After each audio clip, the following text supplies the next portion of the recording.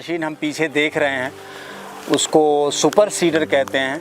ये इस समय बुआई के लिए काफ़ी आधुनिक मशीन मानी जाती है। हमने जीरो टिलेज की मशीन का प्रयोग करते समय ये देखा कि पराली, बड़ी पराली होती है वो उसके फाल में फंस जाती है और बुआई में दिक्कत होती है। इस मशीन की में उन सारी समस्याओं का समाधान इसके डिज़ाइनर ने और निर्माताओं ने किया है। इस मशीन की विशेषता ये है कि वो खेत में कितनी भी बड़ी पराली हो, इसमें आगे यंत्र लगे हुए हैं, उन परालियों को काट के छोटे टुकड़े में करके और खेत में उसको बराबर बिल्कुल मल्च की तरह खेत में फैला देते हैं। और साथ साथ इसमें गेहूं और अन्य फसलों की जैसे मक्का, चना, सरसों, हर तरह की फसलों की बुआई, धान, सभी तरह के फसलों की इससे मशीन के द्वारा बुआई की जा सकती है। पराली को मल्च की तरह बिछाने के बाद ये बुआई करती है, खाद डालती है और इसमें पीछे भी रोलर लगा हुआ है जो मिट्टी को बिल्कुल समतल करती हुई चली जाती है। अभी इसको चला के दिखाएंगे और हमारे मित्र और सहयोगी अभी आपको इसके बारे में, इसका कैसे ऑपरेशन किया जाता है इसके बारे में बताएंगे। इस मशीन के द्वारा भी ये किसानों का लाभ ये है कि इसकी वजह से बुआई का खर्चा कम हो जाता है, पराली जलाने की समस्या का समाधान हो जाता है, खेत में मल्च बिछ जाती है, कम जुताई होती है। इस वजह से जो मिट्टी का स्वास्थ्य, जो सॉइल हेल्थ है, जो मृदा का स्वास्थ्य है वो बेहतर होता है। ज़मीन लंबे समय तक उपजाऊ बनी रहती है और किसानों की अच्छी उपज होने की वजह से उनको आर्थिक लाभ भी प्राप्त होता है।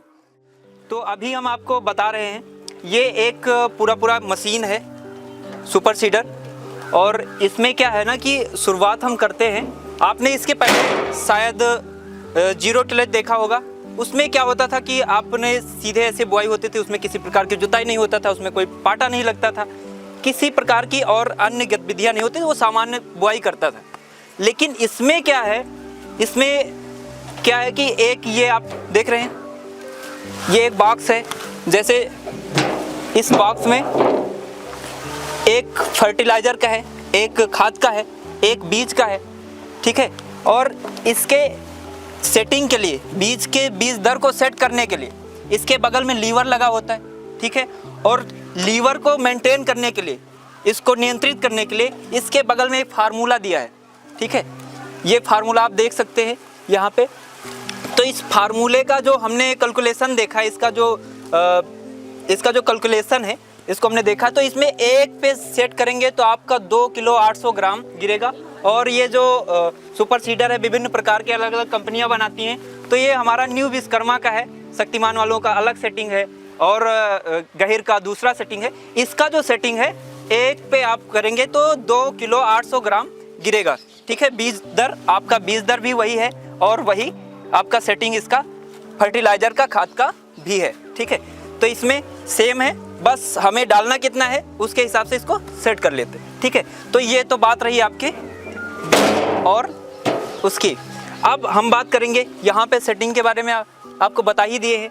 अब इसको क्या है ना, सेट करने के लिए हमें तो ये पता चल गया कि हमें डालना है, लेकिन यहाँ पे सेट करने के लिए जो ये फार्मूला है ना, इसका यहाँ पे आपका जो लीवर लगा है ना, इसमें भी फार्मूला लिखा है, आप देख सकते हैं ये। तो हमें जैसे अभी मान लेते हैं कि हमें 14 किलो बीघे में डालना है, ठीक है। 14 किलो बीघे में डालना है तो यहाँ पे हम इसको सेट करेंगे 5 पे, ठीक है। इसको घुमा करके 5 पे सेट कर देंगे।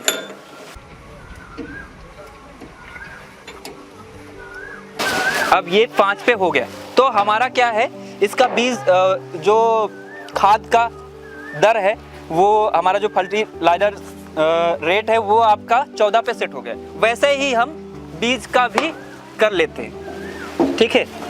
तो बीज का भी हमारा आप देख सकते हैं भैया, ये यहाँ पे 5 नंबर लिखा है, ठीक है। तो 5 पे इसको भी सेट कर लिए। अब हमारा पूरी तरह से ये बीज दर नियंत्रित हो चुका है। अब हमको क्या है ना, बीज दर का क्लियर हो गया। अब हमें क्या है ना कि ये देख रहे होंगे आप, ये इसमें पाइपें लगी हैं, ठीक है। और पाइप के ऊपर एक नियंत्रण के लिए यहाँ भी एक वो लीवर लगा होता है, ठीक है। ये आप देख रहे हैं, तो कहीं पे अगर फंस जाता है तो इसको आगे पीछे करके, ऊपर नीचे करके इसको ऐसे सेट कर लेते हैं, ये, ठीक है ना।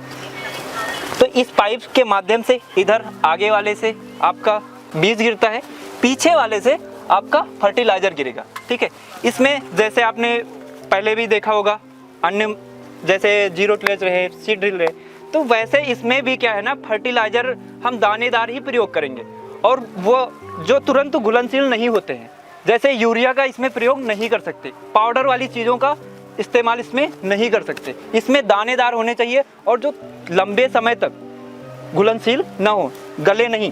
ठीक है, तो वैसे फर्टिलाइजर का प्रयोग करना है। ठीक है, और बीज का पता ही चल गया आप लोगों को। और उसके साथ साथ ना, अब यहाँ पे आप देख रहे होंगे ना, ये बीज आता है और यहाँ पे सीधे आपका यहाँ पे आकर के गिरता है। इसके बगल में आप दो तरह के तावे जैसे आकार का एक देख रहे हैं ना, ब्लेड टाइप का लगा है ना ऐसे।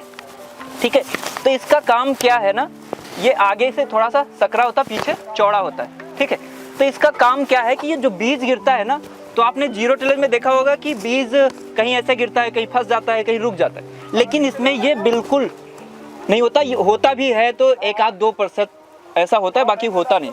ठीक है, तो ये जब बीज गिरता है ना, तो सीधे उसी लाइन में गिरता है, इधर उधर बिखरता नहीं है, वो सामान्य दिशा में, एक दिशा में जहाँ पे हमें छोड़ना होता है वहीं पे वो जाता है, इधर उधर फैलता नहीं है। ठीक है, लाइन में ही गिरता है और एक निश्चित दूरी पे, एक निश्चित गहराई में गिरा देता है आसानी से। ठीक है, तो ये इसका काम हो गया। अब इसके पीछे ये आपने देखा है ना, ये देख रहे हैं ना, ये जब वहां से बीज गिरता है तो बीज की लाइन जो बनती है उसको दबाने का जो काम करता है, पाटा लगाने का काम करता है। इधर यहाँ पे सिद्धार्थनगर जिले में इसको हेंगा बोलते हैं। ठीक है, तो ये हेंगा का काम करता है। ठीक है, तो ये पाटा लगाने का काम करता है और ये एक प्रकार से आप कह सकते हैं स्टैंड है। यहाँ पे खड़े होके हम इसको बार बार जाके इसका निरीक्षण कर सकते हैं, इसको देख सकते हैं कि इसमें बीज गिर रहा है, नहीं गिर रहा है, कहीं पे फंस रहा है, नहीं फंस रहा है, तो ये चीज़ों हम देख सकते हैं। ठीक है, अब इसके बगल में आप ये देख रहे हैं ड्राई व्हील। ठीक है, इसका काम क्या है कि ये हमारा मृदा से जो मिट्टी है, लैंड से जुड़ा रहता है। ठीक है, और जैसे जैसे हमारा ये घूमता रहता है ना, जैसे जैसे ये घूमेगा वैसे हमारा ये बीज गिरता रहेगा। अगर अभी आपको दिखा दे थोड़ा सा उठा करके, ये देख रहे हैं ना, ये लीवर चल रहा, लीवर चल रहा है ना, दिखाई दे रहा। ठीक है, तो ये ऐसे लीवर चलता है। अब इसको क्या है ना, पूरी तरह से जमीन में, मिट्टी में टच होना चाहिए, मतलब छूना चाहिए। तो ये देख रहे हैं, जैसे आपने पीछे पाटा देखा इसका, ये पीछे आपने जैसे ये देखा है ना, रोलर इसके पीछे लगा है, इसके आगे बड़ा सा रोलर लगा है। ठीक है, इसका काम क्या है, ये इसके पहले आपने जीरो टिलेज में देखा होगा कि वो ऐसे सीधे लाइन चीरता है। ये क्या है, जुताई करता है। और रोटावेटर सुना है ना आपने, रोटावेटर सुना है ना, रोटावेटर में आपने देखा होगा जो उसकी पत्तियां होती है, जो फाल होता है उसका, वो एकदम ऐसे होता है और ये थोड़ा सा ऐसे है, तो इसको क्या कहते हैं, जाइलोवेटर कहते हैं। ठीक है, इसको जाइलोवेटर करते हैं। उसकी अपेक्षा ये थोड़ा सा 2 सेंटीमीटर 3 सेंटीमीटर ज़्यादा गहरा जुताई करता है। ठीक है, और ये जैसे ही जुताई करता है, जुताई के तुरंत बाद ये दबा देता है मिट्टी को, पाटा लगा देता है और उसके बाद ये उसी में प्रवेश करता है और पीछे बीज गिरा देता है, फिर पाटा लगा देता है। ठीक है, तो यहाँ तक की ये प्रक्रिया है। कोई एक चीज़ और हम बताएंगे कि ये जो रोटावेटर के आकार का ये जो जाइलोवेटर लगा है ना,